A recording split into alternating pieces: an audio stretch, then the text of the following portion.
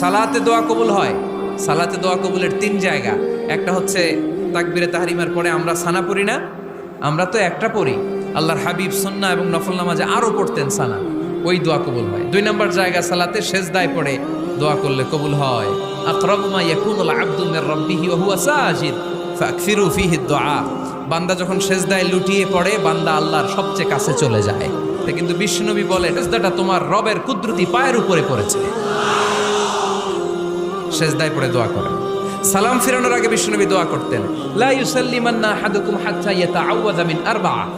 আল্লাহর হাবিব বললেন, 4 জিনিস থেকে পানাহ না আছে আমার কোন উম্মত যেন সালাম না ফিরায়। তারা যেন পড়ে, আল্লাহুম্মা ইন্নী আউযু বিকা মিন আযাবিল কবর, আউযু বিকা মিন আযাবি জাহান্নাম, আউযু বিকা মিন ফিতনাতিল মাহইয়া ওয়াল মামাত, আউযু বিকা মিন ফিতনাতিল মাসিহিদ দাজ্জাল।